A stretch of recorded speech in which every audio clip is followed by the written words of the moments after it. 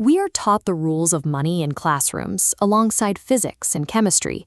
We learn to treat finance as a hard science, driven by strict mathematical laws, forgetting it's governed by the unpredictable chaos of human emotion. Because of this illusion of control, we tend to attribute all financial success directly to sweat and intelligence. We ignore the powerful, invisible forces operating in the background. Look at Bill Gates and his childhood best friend, Kent Evans. In 1968, both were undeniably brilliant, highly ambitious teenagers with a shared obsession. Out of roughly 303 million high schoolers in the world, they were part of a microscopic fraction of about 300 kids who had direct access to a computer. Gates leveraged that rare advantage to build a global empire. Evans tragically died in a mountaineering accident before he even graduated. Building extreme wealth is never a clean, predictable equation. Luck and risk are silent twins working behind the scenes, dictating our outcomes just as heavily as our own effort. This brings us to the first game of finance, getting rich. To win this phase, you need relentless optimism, an appetite for risk, and the discipline to let time do the heavy lifting. Take Warren Buffett. His massive fortune isn't purely the result of brilliant stock picks. He started investing at age 10, allowing a lifetime of consistent returns to slowly, quietly compound. But waiting decades directly contradicts the modern urge for instant results. When rapid success happens, ego takes the wheel, pushing the target for what counts as success further and further away. Rajat Gupta built a legitimate net worth of over $100 million.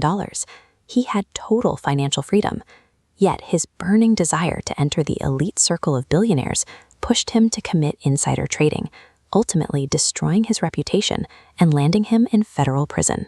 Winning the first game of acquiring money is entirely useless if you lack the psychological discipline to define when you finally have enough. We assume that making the money is the hardest part of the climb. In 1929, as panic wiped out fortunes across Wall Street, a highly skilled trader named Jesse Livermore shorted the market. In a single day, while thousands went bankrupt, he walked away with the modern equivalent of $3 billion. That massive, sudden windfall bred fatal overconfidence. Over the next 4 years, Livermore took increasingly reckless bets, lost that entire massive fortune, and eventually took his own life. Livermore mastered the first game, but failed the second game, staying wealthy. Surviving this phase requires you to invert your entire strategy. You have to drop the extreme optimism and adopt a strict mindset of humility and paranoia. Acquiring wealth tests your strategic skill. Maintaining it tests your psychological endurance and your fear of losing everything you've built. Look at this flow. Being rich is having cash coming in, but if it drains right back out to buy visible status symbols, actual retained value sits at zero. True wealth stays hidden below the surface. It's the luxury vehicles and expensive upgrades you delayed. This dynamic exposes a mental trap known as the paradox of the man in the car. Years ago, author Morgan Housel worked as a valet, parking Ferraris, Lamborghinis, and Rolls-Royces. He realized that when people look at a luxury vehicle, they rarely care about the person driving it. They stare at the car, imagining how much respect they would get if they were sitting behind the wheel. Spending money to show people how much money you have is the absolute fastest way to have less of it. If you want to increase your savings rate, you don't necessarily need to raise your income. You need to lower your ego. So, if the ultimate goal of having money isn't to buy luxury goods or impress strangers, what is the actual point of all this discipline?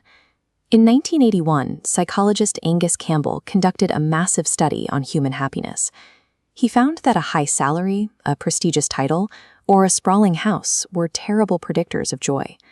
Instead, the single strongest common denominator among happy people was the feeling of having direct control over their own time.